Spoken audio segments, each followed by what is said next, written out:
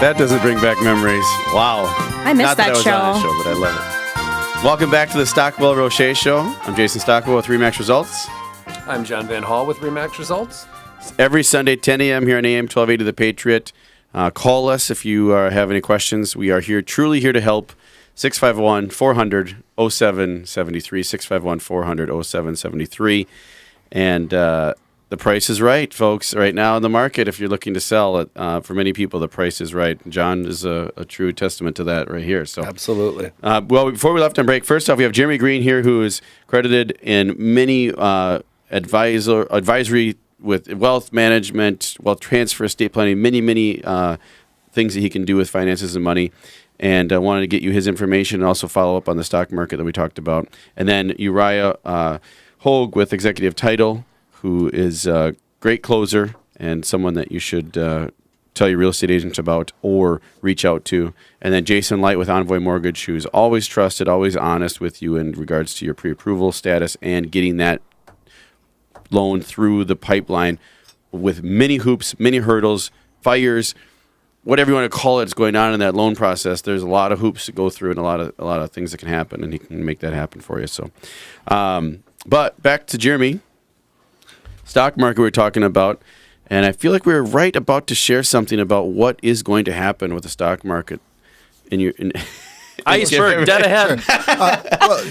We left the last segment with the conversation, the confluence of things. China. That it was the debt was the major issue, not just China. Oil and the debt are a big problem. They go hand in hand, unfortunately. So there's a whole structure of our economy, parts of our economy that are around energy, particularly oil driven, and there's a whole parts of the emerging markets. So we think of the Middle East, parts of South America. That are heavily driven by an oil-based economy, as well as Russia. Absolutely. And so we see these debts around these countries have heavily borrowed over the last couple of years because of interest rates where they were. So have a lot of corporations that, frankly, took advantage of low interest rates.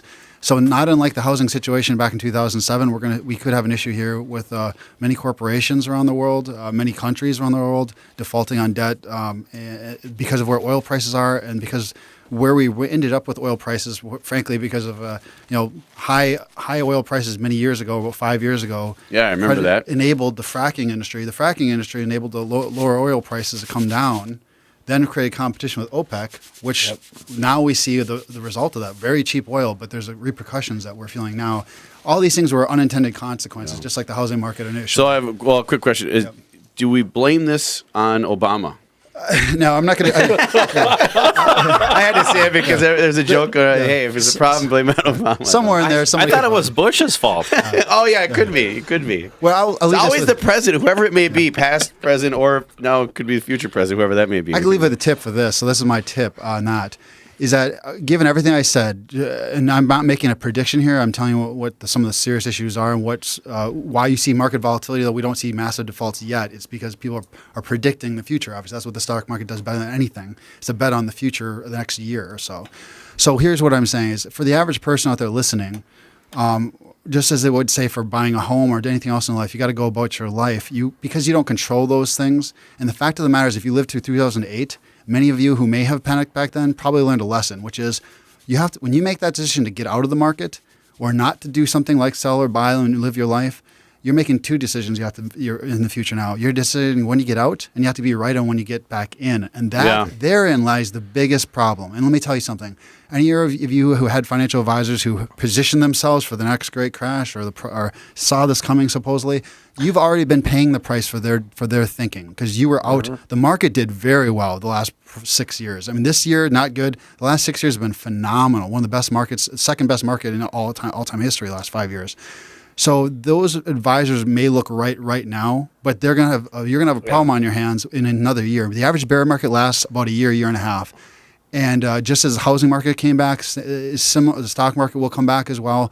And your best bet is, frankly, to sit tight. And I will say this: I don't typically manage clients' money directly anymore. So I have no dog in this fight. I would simply say that just from history and what all the academic data says. In other words, not as a financial advisor, what the University of Chicago, Stanford, all the studies show is that your best bet is not to go stock picking, not to time the markets. Sit tight, buy the asset class, meaning be broadly diversified, just rebalance, And we don't have time for some additional, more specifics on what I would do with that. But I would simply say right now I would do nothing. Sometimes the best thing to do in that regard that's is true. do nothing on that. I am a true testament to this, folks. I get some personal stories on the show, and you get to be treated to one here. Back in the crash of 2008, I had my retirement accounts all in the stock market. They literally halved in half. And pretty significant amount of money for me. We're not talking tens of millions of dollars by any means, but a significant amount of money. Halved. And I said, that's it. And I pulled out everything and said, I'm not in the stock market. Now, looking back, probably not a good decision because it probably would have not only gone back to where it was, but it probably would have increased another 25, 30, who knows, percent. But again, I was emotional at the time, and that's what happens. So what Jeremy's saying is, we've been through it before. We've seen it. Don't knee-jerk react to it. Same thing with you're trying to time anything up, right? We shouldn't buy a house now because the rebound has happened and we're buying it at the peak now. You got to live your life. If you're gonna, what are you gonna do? Wait for another 5 years and then hope for a crash? I mean, just so. Speak with the the economy experts. is a roller coaster. Yeah, it It is. goes up and it goes back down and then it goes back up again.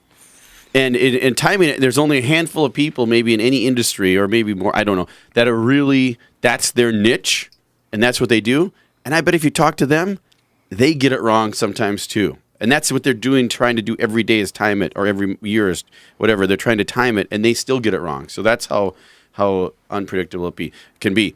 Unless you're talking about the people that are controlling it with their puppet strings that we hear about on Facebook. I don't know if they're out there or not, but maybe, I don't know. But anyway. Enough of a tangent on that. So, any other advice that Uriah you'd have for people when they're going for closing or anything we can leave? We have a couple minutes left here on the show. We've left a ton of valuable information out for people. Is there anything else we want to leave them with? Like I talked about before, just pick a trusted advisor and take their advice. It's the best way you can roll. For you guys, you do this every day. For the average person, they sell their home or buy a home once every 7 years, I believe, is still the average right now. Yeah, I believe so.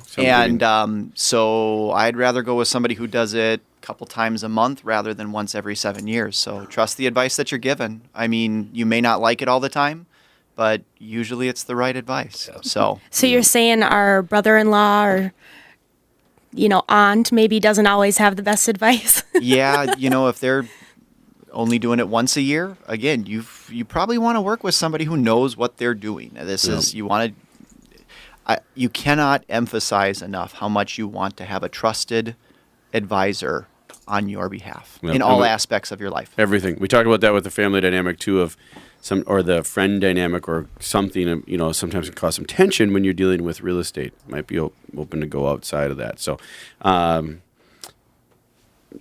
Jeremy, you left a load of advice. Anything else, or John? Anything else you wanted to add that might be good for people? To do or to... I guess, the main thing I want to just add is, and I know we keep talking about it, but, trust the experts. They usually know what they're doing. And yeah, like you said, they may make a mistake here or there. But when it comes to real estate, the reason why the show has success, the reason why you've had your success, give Jason, give Josh a call, myself. It's a great time to get things rolling right now. And I can't stress that enough, even from a personal standpoint. Do it. It now. John did it. Jason, Light, Envoy, anything else?